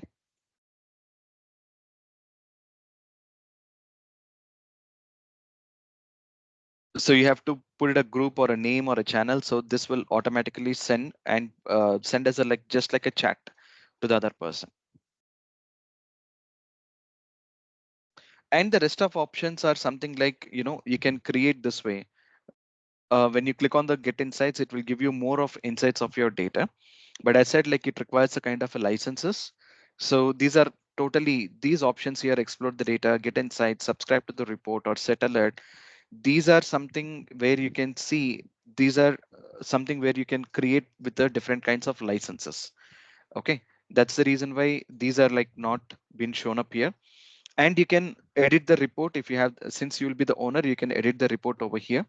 This is what you can do, like adding a new image or anything, you can just do it over here, like how we are doing on the Power BI application.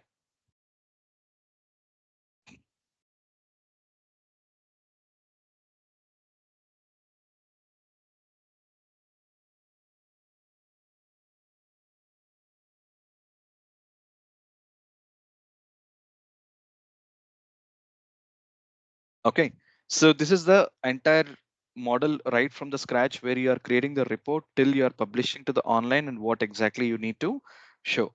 So right now the PDF document is downloaded. So this is how the PDF document will be shown up.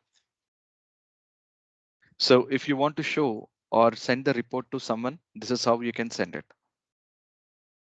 When you can use a PDF document is, let's say, for example, if you want to show the report and then send it back to anyone, then that is where you can see this particular report can be, I mean, like a kind of a model that you want to show it to your audience, you can use it. So let me look at this one. See, in the live embedded image as well, your question and answer will work. That is what one more point you can see, the usage of this. So you can see this will automatically work with your data set. So you don't need to worry about just going back into the Power BI again and then use the Q&A. Even the Q&A visuals will also work here.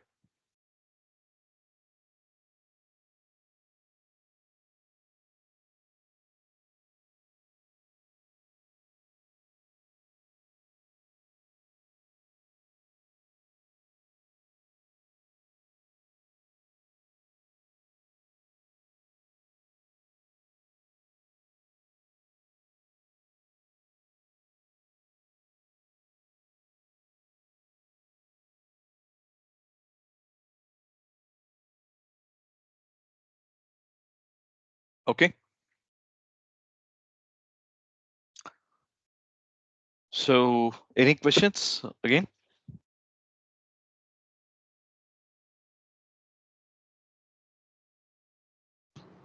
No, Shrikant.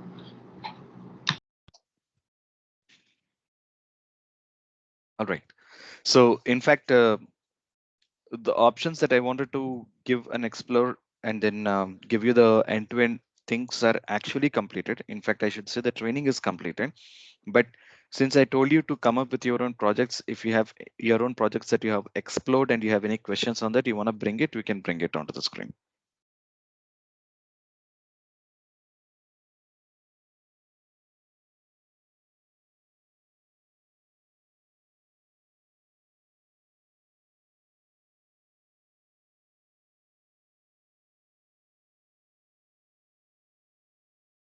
But first thing I would say, since what I heard that, since you don't have the online application service, do not worry about the online application service, but probably for a kickstart, if you want to work on your reports, you can actually create the reports from the Power BI desktop application.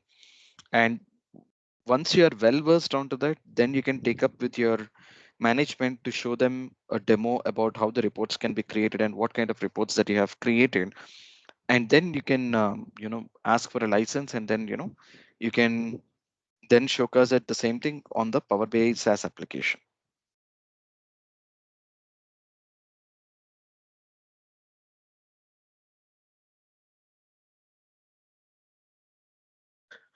Srikant, Yeah. one thing, let's say once we start working on our live data or actual organization data, Hmm. and we come across some questions or some place where we don't know how to move forward. Hmm. Is there any possibility we can reach out to you? Yes, you can reach out to me. See, we have the group open on the Power BI. I mean, on the WhatsApp group is already open, right? Either you Okay, can post it over there, or either you can drop me an email. Because since I'll be onto the trainings, or sometimes I'll be onto the project works, I will take some time, but then definitely I'll give you the heads up over there. We'll give you the support on that. sure. I Thank you. think Prabhas would have set up the expectations about the post training support. Is that being cascaded to you guys? Mm, I don't know, not to me. How about others? Usually there will be an email support, or you can put it on the WhatsApp as well. So those are the two channels which are being open.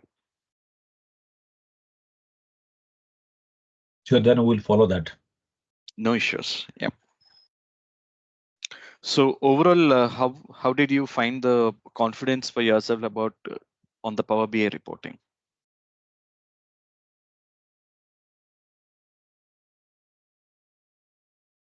I think initially, I mean, it was blank now, but with this, I was not able to attend two sessions, live sessions, but I gone through the recordings. Um, but now I think have a little confidence that can be built. I can make it. Was the recording helpful? Yes, yes, recording is helpful. Okay, good. How about you, Kalpana and Aditya? Yeah, it was helpful, and the different types of visualization was actually good because we could see which visualization to use and which is effective in conveying the message. So that was actually helpful. But we may need to try a lot. So before that, we have to first clean up the data and all that. But yes, for a start, this is definitely something good, and it actually provides better knowledge to understand what we have to do. Yeah, I was just exploring in the morning, like what are these kind of new card visuals and the new slices that they have been brought in. Uh, Um, so what I understood, you remember that we have created an individual cards over here, right? yeah. So what I looked at is what is this new slices are giving up, or let's say new card. So when I click on the new card, it is just a blank over here, right? But then what I understood here, you see, when I put the data here on this particular place, and when I'm adding an average rating, and let's say when I add another cuisines here, and then change this back to the count distinct. Okay. Then what else I have on the cuisines part? Average cost for the two is fine, which we have brought the rating is fine. Total restaurants. So when I go back and add the restaurants over here,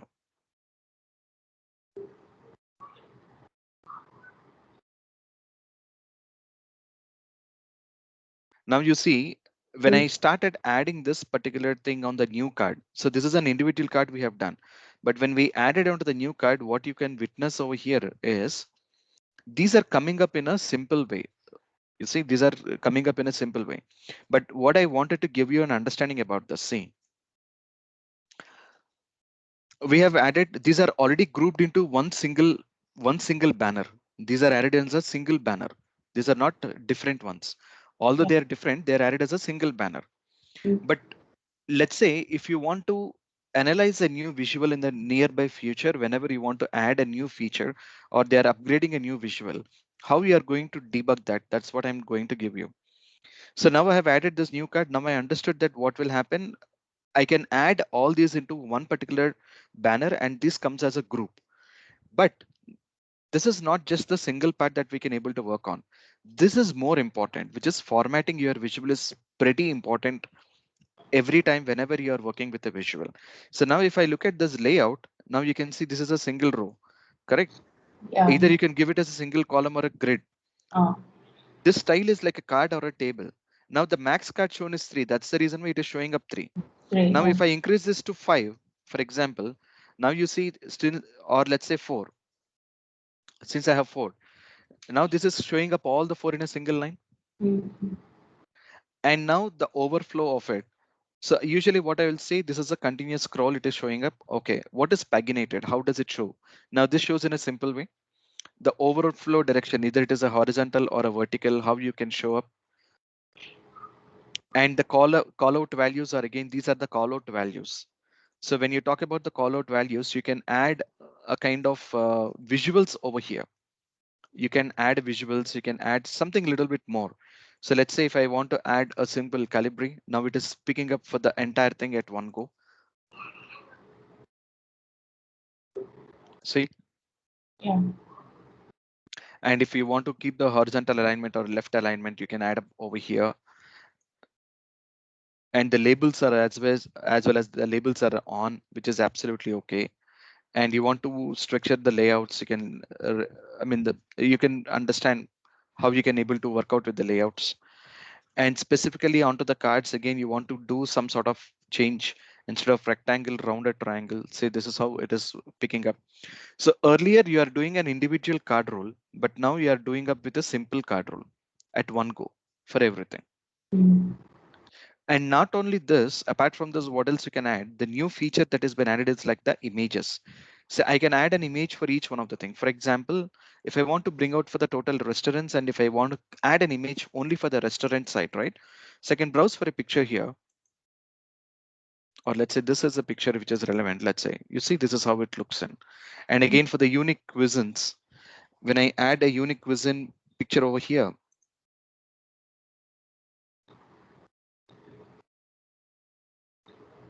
similarly, if I add average cost for the two and add an image,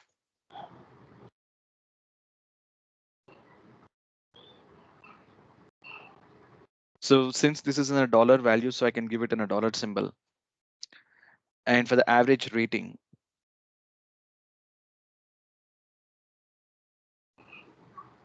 switching on the image,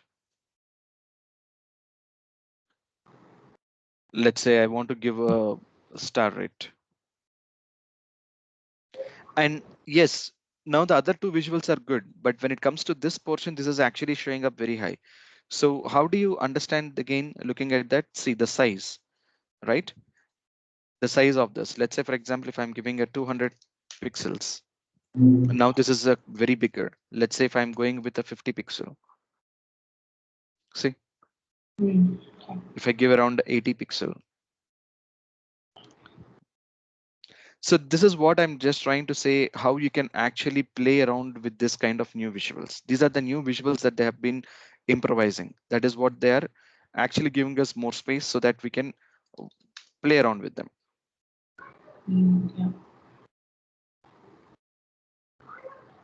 In the nearby future, whenever you want to add such kind of things, you can add it like this. But usually I try to avoid this kind of things in a cards or anything, because this will this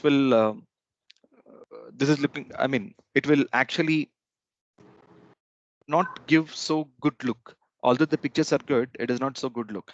But you can add one particular picture for overall, and then that is what you can show. Something like that. You can debug yourself. You can play around with the new visuals. That is where you can see.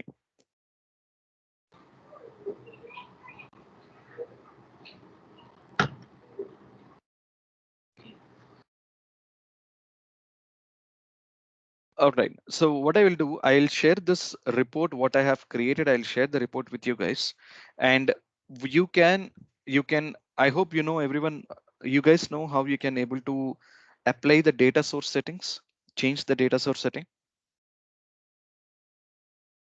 When I say data source setting, when I say share the file with you, if you want to connect your local data set, like how you can able to connect it. Semantic model, right? No, I'm not talking about that. I'm sharing the report with you. You Okay. will open it in your Power BI report, Yeah. desktop application. Mm. But when you try to refresh, everything will go blank. So how do you change the path of the data source?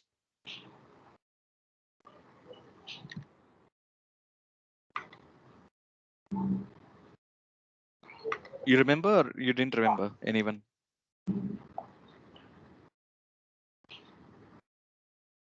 See, when you go to the home tab and the transform data drop down, you will see a data source setting. When you click on the data source setting, this will take you to the page. And here is the location where you will click on the each one of the file, click on the change source and browse to the new location. And once you click on OK, this will automatically get added to your local data set. You have to do it for every file. Okay.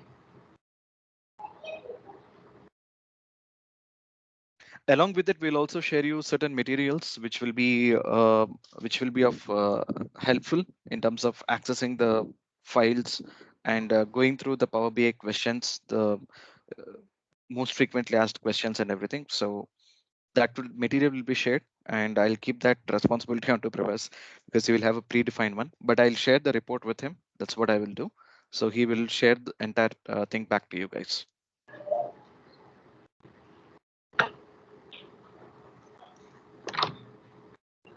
Yeah. Aditya, you are so silent. Are you following? Are you okay? Yeah, I'm okay, Srikanth. Yeah. Okay. Yeah. All right. So overall, how did you find the session? You're good, and anything that needs to be improvised in the trainer's profile, like in my teaching methodology, or anything that you suggest, come up with the negative points, whatever you felt. Apart from the breakage that had happened long back, I mean that was an unexpected situation. Otherwise, around we usually have a continued session. We don't delay the sessions usually. But I really apologize again for that inconvenience caused. But apart from that, you guys have anything else that you want to give me a feedback? Yeah, it was a nice session, Srikanth. So only thing is that we have to practice it by watching the recording. So That's for sure. we can internalize it. Sure.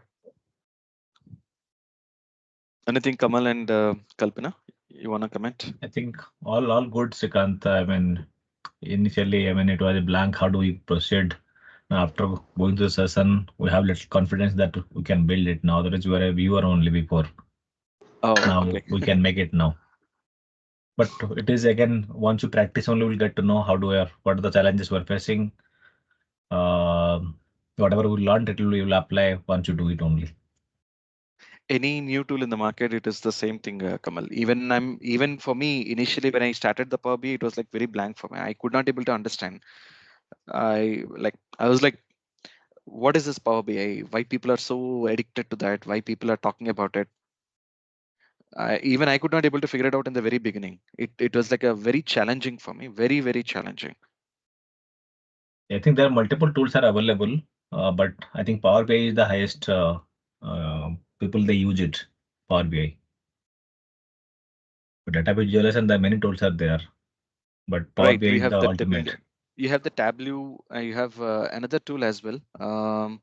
I don't remember barely remember that particular name, but yes, overall, this is like very easy.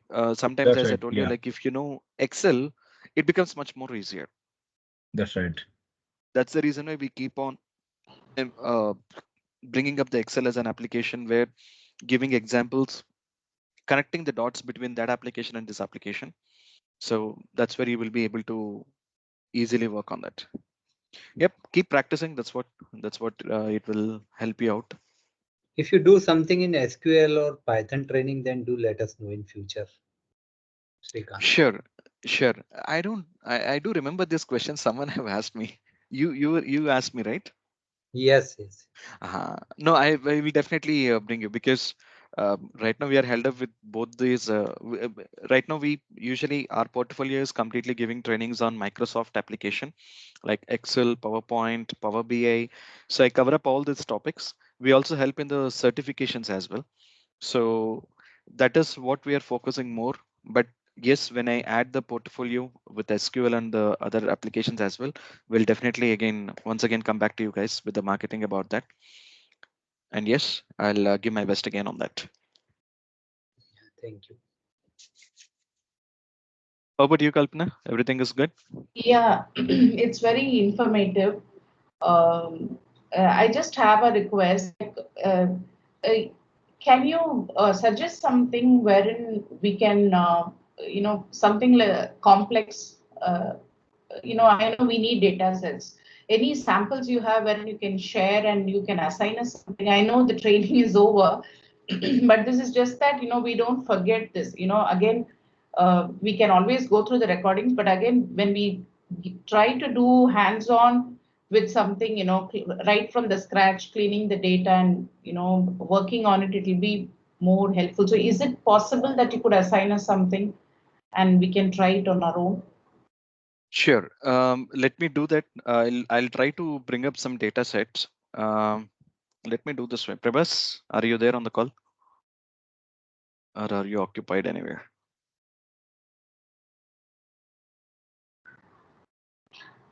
Okay, he might be occupied. Okay, I'll do one thing.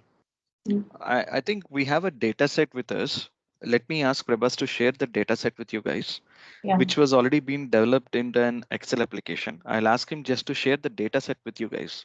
Okay. You go through the data sets and then I'll give you the snaps. We'll give you the snaps or either the visuals within the Excel itself. You try to replicate the same thing onto the Power BI and then see. Yeah, sure. We'll give you the original data and you try to replicate the same thing onto the Power BI using the same visuals that we have given. Maybe that gives you a kind of a good kickstart. Yeah, that's it. Okay. Yeah. I'll ensure that it will be done. Okay. And also, do you help us in this PL 300 exam? Because that is actually a certification, right, for Power BI. So, Yes. will this content suffice for PL 300, or we need to understand more in terms of SQL and all that? See, honestly, this should be suffice, but Mhm. more like I'll tell you how PL 300 exam usually will be. Mm. It's a MCQ methodology, which is multiple questionnaire, Yeah. multiple choice questions. Okay. Mm. So what will happen? They will give you a data set. Okay. Okay. Uh-huh. And you have to uh, keep your mind completely onto the data set, and they will give you the images as well, and within the images they will ask you certain questions. For example, they might give you a set of data like this, which is Africa, Asia, Europe, and then they'll question, can this data table can be connected to the other data table using this methodology, and can I apply a slicer for this, will that work or not? This is how it actually works in. Okay. Oh, okay. Of course, yes, we can definitely give you a helping hand on the PL 300 certification if you are really interested for that. Yeah. And yes, it will have an extra cost in material, because usually the PL300 certification usually costs around 9K or somewhere, I guess. Um, but again, that is, if you have to have, there are two methodologies. If you want to give it a try for yourself, you will you can do it. If you want 100% guaranteed certification as well, we can do it. We can do that as well. Both the ways we have. Okay. Okay. I'll let Prabhas give you those kind of figures for that, what exactly it is, because he's my boss. He knows very well, more than anyone. Okay. So I'll ask him to give you all the details about it. Yeah. Yeah. Sure. But first practice, first keep practicing. Yeah. Then I'll recommend you to take up to the PL300, wherein we can give you the guidance on that as well. Yeah. Sure. Thank you. That helps. No problem. So any Shrikant, feedback from you? where it will be helpful? Sorry, Kalpana is Huh. asking something. Okay. No, I'm just asking Kalpana, like anything that needs to be improvised on the session, Kalpana? No. Um, yeah, it's fine, Shrikant, actually. It was good. Okay. Yes, Kamal. Yes, this PL300 you were telling, how it Mhm. will help somebody? This is a Power BI certification. So you will get a Microsoft certified Power BI associate certificate on that. There is only one certificate on the Power BI. There is no multiple certificates like associate level, intermediate, or expert level. See, in Microsoft, what will happen here?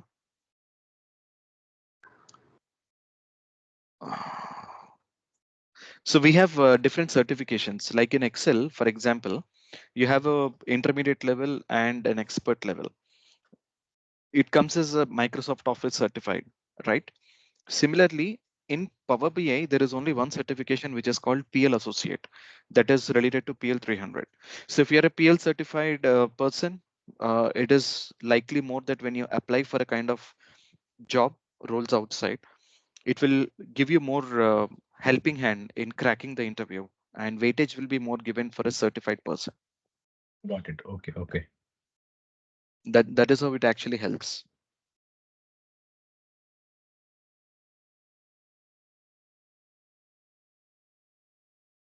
So, Okay. Yeah, yeah, sorry, Shrikant. So no also, problem. Yeah.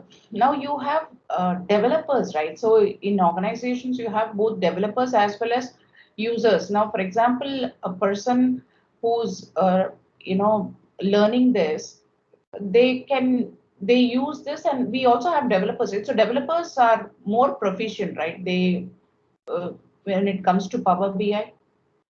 Yes, they are more proficient because they, as I told you, like, a proficient developer will have hands-on experience in all the different models that are being created.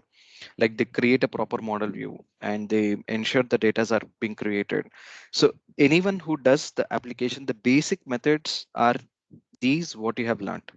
These are the base steps. They Mm-hmm. don't have an extra efficient thing. But again, as I told you on the very beginning of the session, these are options that you have in Power BI. But again, it comes to your mindset about the creativity. See, I have created a homepage like this where this is how it is shown up, which makes easy for everyone to understand. That's what I feel. You might have a different idea about it. Shrikant, why do you have to show it in this way? You can explore it in a different way. Like you can minimize the map part and then you can bring in something better, or you can create a map, 4 different maps, and then you can top on that, you can add the visual, something like that. You can create more and more creativity. So the Mm-hmm. proficient developers are someone who actually focus more in terms of creativity and the usage. Okay. What you guys have learned is completely on the usage of the options. Yeah. Creativity will be again different between people to people. Mm. Now that you can do the development part, you can be a developer as well, but you will have to look at a lot of different forums and then see how people are smart enough to create, bring some sort of thing. Because I saw something very big, very nice thing, who have created a kind of an envelope, like click on that envelope will open with the database outside. The data will pop out from there. Something they have done a very good creativity model. Even honestly, even I have to learn such kind of creativities from different people, like how they are doing, what they are doing. So creativity can be Googled, you can get it anywhere, but the actual usage of the data is remains the same. Yeah. Okay. Yeah, sure. So you learned the car driving now. So now it's up to you how much you want to practice to become an expert driver, and then showcase your skills.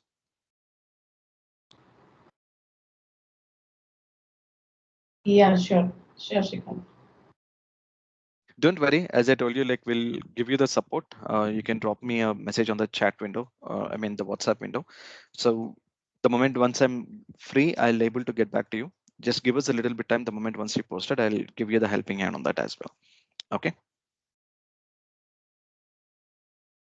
Yeah, fine. All right. Then we'll close the session here. I think I'm giving you 1.5 hour back, so you can enjoy your rest of the afternoon with your family, and do keep practicing and keep this learning momentum as it is. Okay. We'll share the materials as soon as possible. Once the recording is also ready, we'll keep it as a bundle and then send it to you guys. Yeah, sure, Shrikant. Thank you so much. All right. Thanks Thank everyone. Thank you. Thank thank you Thanks you. all. Aditya. Thank you, Srikanth. All the best. Nice Thank meeting you you all. guys. Thank you. Bye bye. Bye bye.